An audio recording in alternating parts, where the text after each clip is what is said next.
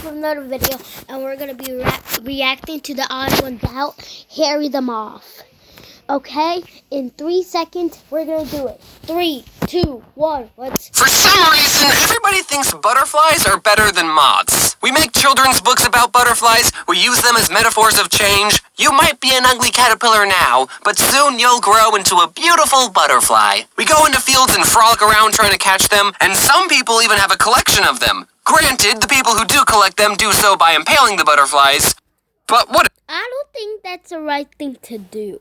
It's still a compliment. How many other insects can say that they get this much affection? Maybe praying mantises. Where I come from, every time you see a praying mantis, you have to point it out like, "Whoa, guys, look, a praying mantis!" And then you just look... I don't think you just do that. Get it. Anyway, back to the point. Moths, on the other hand, are like the white trash versions of butterflies. Even though moths and butterflies are practically the same creature, for some reason we give moths a bad rap. We laugh at them for flying into light bulbs. Butterflies would do that too if they want to sleep at night. Moths are so attracted to bright light that they'll follow it even if it kills them. You might think that this sort of behavior makes them stupid, but I like to think that this just shows how dedicated they can be. We also get mad at moths for eating our clothes, but if butterflies like the taste of our clothing, they wouldn't hesitate to chomp down on our laundry. Actually, butterflies probably think that they're too good for your clothing. They only eat the fine things in life, like flowers. You hear that? Butterflies think they're too good for your t-shirts. In Arizona, we have your normal run-of-the-mill moths, you know the type, small, gray. They look like a paper airplane made by someone who didn't know how to make a paper airplane. But we also have a moth called the white-lined sphinx moth. And these moths are like the Godzilla of the moth world. Which, actually, I'm pretty sure there is a giant moth in the Godzilla world.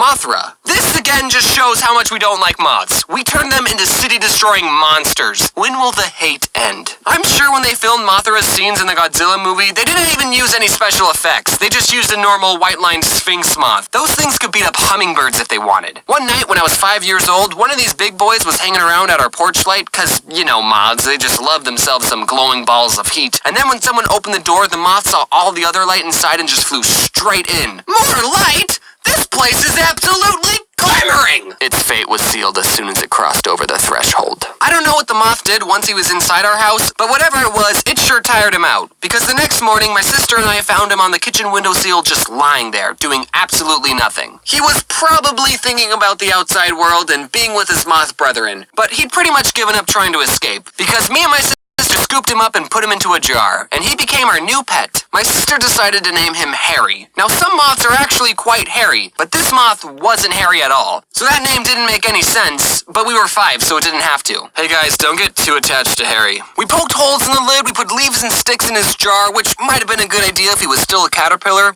but I don't think moths eat leaves. Do they eat leaves? We probably should have just put in a t-shirt. We thought we were taking good care of him. My mom apparently didn't like Harry. She said, "I have a good idea. Why don't you take Harry to your kindergarten class tomorrow and, I don't know, maybe he can be the class pet there." This is back when I thought my mom had good ideas. So we decided to take Harry to school, because think of how cool you would be as a 5-year-old showing all your classmates the giant moth you captured. Looking back at the situation, having a class pet whose lifespan that won't make it to the end of the school year isn't a smart idea. The teacher probably didn't want to have to come to school one day and explain to a room full of 5-year-olds why the class pet was lying on its back and not moving. So the teacher suggested, what if we release Harry at recess? Now, a lot of kids' movies that have animals in them, the animals usually don't like being captured. The animals want to be free and live out in the wild. Think Finding Nemo, Spirit, Happy Feet, Free Willy. It was common knowledge to every 5-year-old that all the creatures walking on this green earth wanted to live in the wild. So we were more than happy to put Harry back in his home. When it came time for recess, we all walked outside and were excited to be part of the newly instituted Catch and Release Moth program. We were like those people who put beached whales back in the ocean. Except in this metaphor, the whale was already in the ocean minding its own business, and then 2 dumb kindergartners put it in a plastic baggie and then moved it miles away from its home. It was That is so funny. supposed to be a happy moment seeing Harry get rehabilitated into moth society. But what actually happened was a lot darker. We gathered around the teacher, she opened the jar, but Harry didn't fly out, so then she had to shake Harry out of the jar. We've already established that Harry isn't that smart. Eventually, he finally understood that he was free. The whole sky was waiting above him. He flew upward, wings fluttering, ready to reclaim his moth life. Well, turns out there's a good reason giant moths only come out at night. And that's mostly because of camouflage and the fact that their predators are asleep. Harry had neither of those advantages at our playground in the middle of the day. Not 10 seconds had gone by when a bird from a nearby tree swooped down and grabbed Harry in its beak. Harry was a free... There's two reasons. The bird knew that he messed up, and the mom knew that she messed up.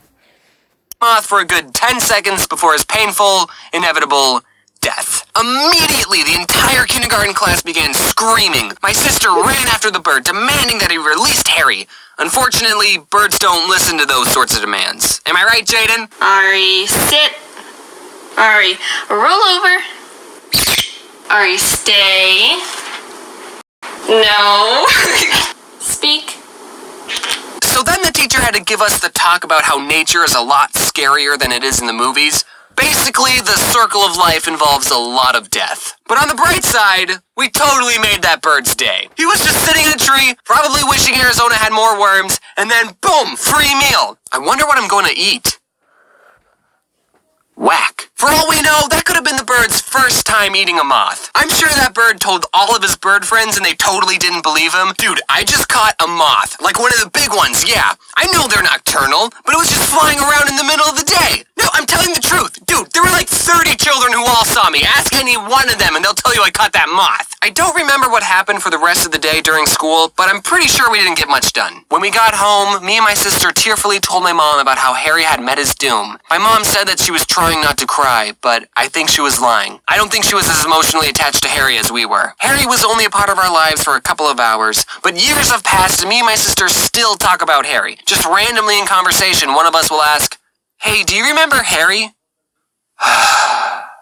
Yeah. And now a random moth that died 15 years ago will be remembered forever in our hearts. If only Harry was alive to see what he would have become. I want to share with you some pictures I've saved in Harry's scrapbook. Here are Harry's baby pictures. Here's Harry's first apartment. And here's the last thing Harry ever saw. I will remember you. Will you remember me? Do. I don't know the rest of this song, so I'm just gonna stop right now. Hey! This video was probably made back in 2016 because he said he died 15 years ago. So this video was probably made 16. Hey, what's going on, fellow teens? I'm doing something a little different for this end card. I'm doing this face cam video because I want you to get used to my face and what I look like. Why am I doing that? Because I'm going to VidCon, baby. I'm a featured creator, so if you're going to VidCon, then be on the lookout for this.